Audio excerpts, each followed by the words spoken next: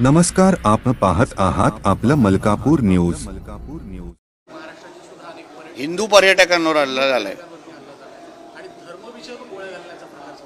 नाही नेहमी सांगितलं जातं की आतंकवादचा कुठला रंग नसतो, तर मग इथून तर स्पष्ट कळलेलं आहे की आतंकवादाचा रंग हिरवाच आहे। आणि आम्ही जेव्हा जिहादी आणि आतंकवाद्यांबद्दल बोलतो तेव्हा आम्हाला नेहमी सेक्युलर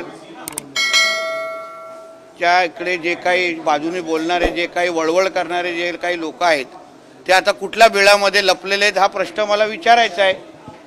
कारण का काल गोळी मारण्या अगोदर माता भगिनींच्या डोक्यावर सिंदूर आहे का हे पाहिलं गेलं, त्यांचा धर्म विचारला गेला। मग आम्ही जे वारंवार बोलतोय की बाबा आतंकवाद आणि जिहादचा रंग हिरवाच आहे आणि ह्या वळवळणारे साप आहेत त्यांना जोपर्यंत आपण ठेचणार नाही तोपर्यंत अशा निष्पाक लोकांना ज्यांची काही चूक नाही त्यांना आपण त्यांचा कधीच जीव आपण वाचू शकणार नाही। आणि म्हणून या हिरव्या सापांना ठेचलंच पाहिजे।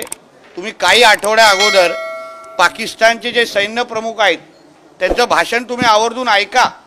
त्यांनी काय सांगितलेलं आहे की हिंदू आणि मुसलमान, हे मी बोलत नाही आहे पण पाकिस्तानचा सैन्य प्रमुख बोलतो, हिंदू आणि मुसलमान हे कधीच एकत्र राहू शकत नाही। पाकिस्तानाने आपला इतिहास कळला पाहिजे, पाकिस्तान लोकांनी आपला इतिहास समजला पाहिजे, ह्याचा अर्थ काय होतो। म्हणून आम्ही वारंवार बोलतोय हे जे काय आपल्या देशामध्ये हे जे काही जिहादी विचाराचे जे लोक आहेत त्यांना योग्य वेळी त्यांना जोपर्यंत आपण संपवत नाही तोपर्यंत हे असेच निष्पाक लोक मारले जातात। मग जे आमच्या हिंदुत्ववादी संघटना जे मागणी करतायत आता तिथे धर्म विचारून अगर गोळी मारली जात असेल तर आमचे जे हिंदुत्ववादी संघटना जे वारंवार मागणी करतायत की तुम्ही धर्म विचारून मग व्यवहार करा, खरेदी करा, मग त्याच्यात काय चूक आहे? त्याच्यात काही चूक नाही। अगर धर्म विचारून गोळी मारले जात असतील तर धर्म विचारून अगर व्यवहार होत असेल, खरेदी होत असेल तर त्याच्यामध्ये काही चूक नाही। राऊत असं म्हणतात की त्याला अँगल दिला जातोय, मुस्लिम लोक पण तिथे होते। यादी अगर तुम्ही मेलेल्या लोकांची बघितली तर त्याच्यामध्ये काही कुठलेही सगळे हिंदूच दिसत आहेत। कदाचित डोळे तपासण्याचं वय आलं असेल तर डोळे तपासा, कुठेतरी बाळासाहेब ठाकरेंची आठवण कुठेतरी ठेवा। जेव्हा काश्मीरी पंडितांवर जेव्हा हल्ले झालेले ना, किंवा आपल्या हिंदू यात्रेवर हल्ले झाले तेव्हा मुंबईमध्ये बसून बाळासाहेबांनीच हाक दिलेली, नाही तर तुमची ह्याच प्लेन आम्ही उडायला देणार नाही।